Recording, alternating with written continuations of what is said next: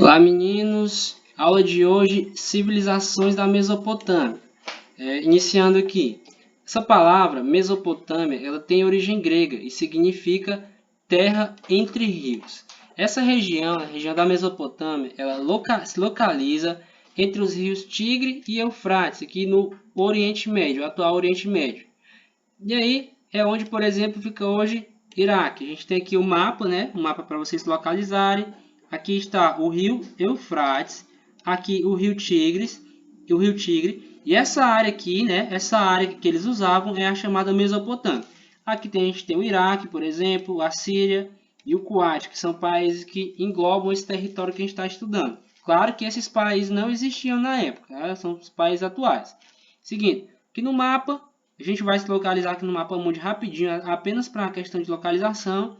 A gente tem aqui essa área aqui do globo terrestre, que é a área que a gente vai estudar. E aí algumas civilizações se desenvolveram nessa área. As civilizações mais antigas, inclusive, são dessa área aqui, certo? Então, apenas para vocês se localizarem aí. Seguinte, uma curiosidade rápida aqui também. Nossa cidade, essa cidadezinha que vocês vivem aqui, uma parte dela também é considerada mesopotâmica. Por quê? Porque, como vocês sabem muito bem, a gente tem aqui o rio Parnaíba, e aqui a gente tem o rio Poti, e aqui, ó, essa parte aqui é uma parte da cidade de Teresina, que fica entre dois rios. Então, de certa forma, Teresina também é uma cidade mesopotâmica. Só uma curiosidade aí para vocês, caso queiram saber. Então, origem, que a gente tem uma visão geral dessas civilizações, tá? Depois a gente vai estudar povo por povo, não se preocupe. Então, vários povos antigos habitaram essa região entre o século V e o século I a.C.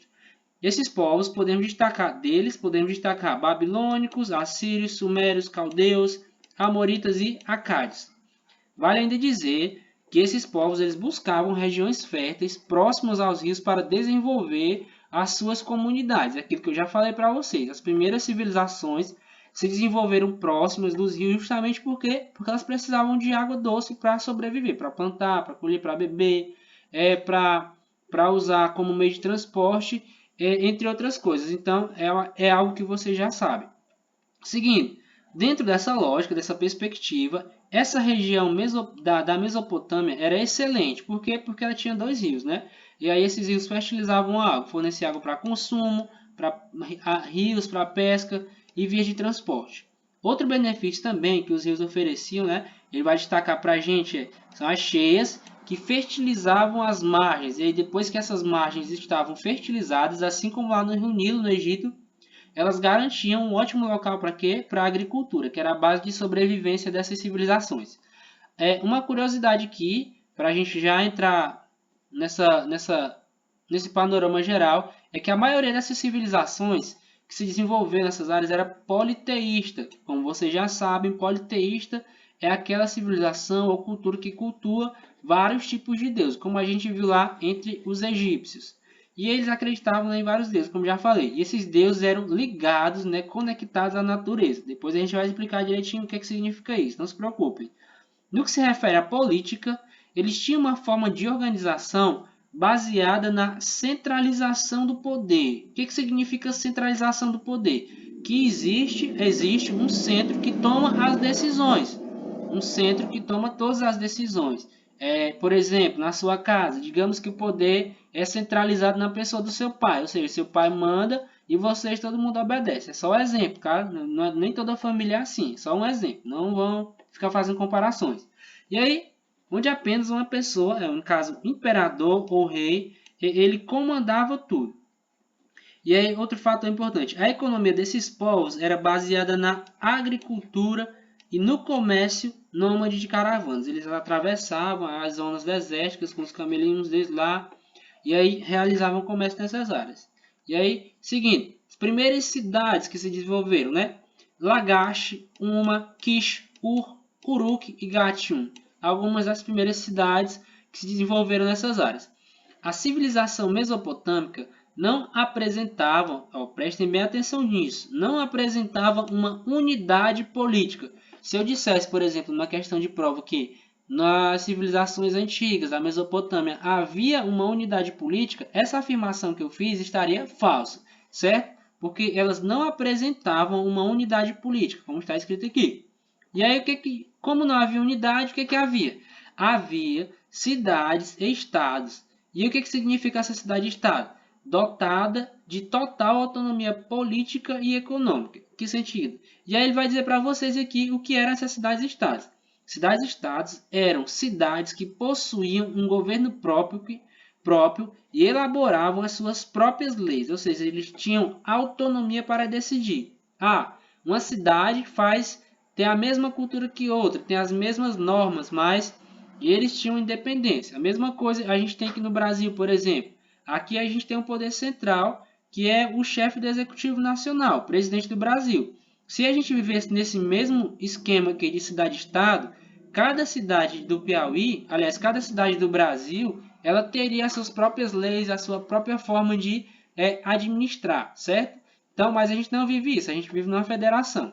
Seguindo, a economia desses povos era baseada principalmente na agricultura, como já foi dito. Eles cultivavam trigo, cevada, linho, gergelim, etc. Havia também uma atividade comercial realizada através de trocas. Trocas que é o que eu já falei para vocês. Eu tenho um produto, você tem outro produto. Eu quero o seu produto e você quer o meu. Então, a gente realiza uma troca, que a gente também chama de escambo. Uma vez que a moeda não era utilizada, ou seja, não havia dinheiro nessa época ainda. Outra atividade que realizavam era a criação de animais, bastante desenvolvida.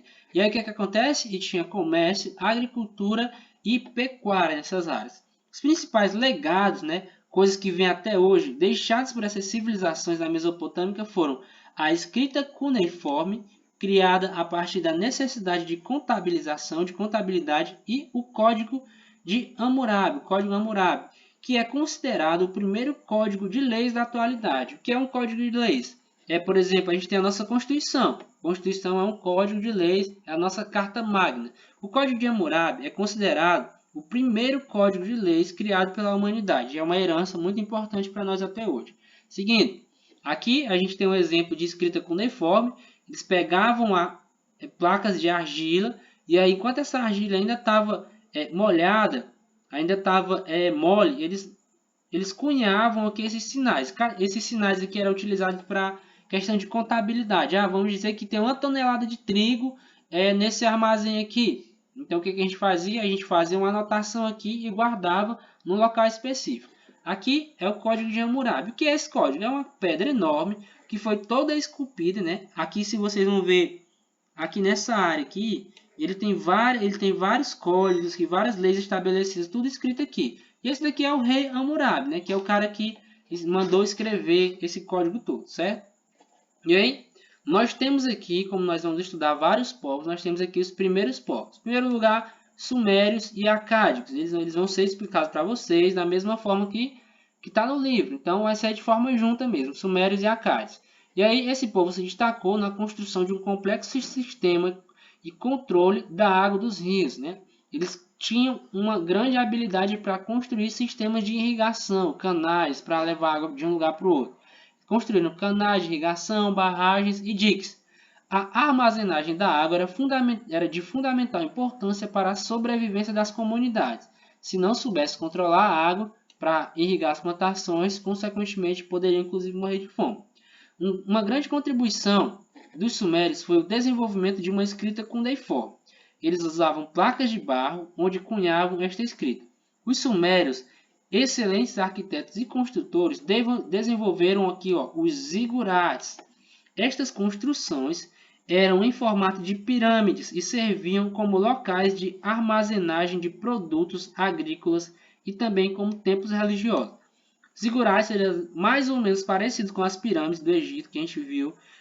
Só que a função dos zigurates era diferente das pirâmides. As pirâmides eram o quê? Praticamente um mausoléu, um túmulo para enterrar um faraó. Mas os zigurates, eles tinham outras funções. Qual? Armazenar os produtos agrícolas e serviam de templo, de local religioso. Eles construíram também várias cidades importantes, como por exemplo, essa cidade aqui, Ur, Nippur, Lagash e Eridu. São cidades aí que se desenvolveram nessas áreas. A população nessas cidades variava de 10 mil a 50 mil habitantes. Para a época, era muita gente. No caso dessa cidadezinha aqui, Ur, que era tipo uma capital da época, a população chegou a 200 mil pessoas. Então era muita gente, para a época era muita gente, certo? Aqui nós temos um exemplo de um zigurate. Um zigurate que é uma espécie de pirâmide escalonada. Escalonada por quê? Porque ela tem aqui divisões, né? E essas funções elas serviam tanto para armazenar alimentos como para realizar os cultos deles. Então, até a próxima aula. Um abraço a todos.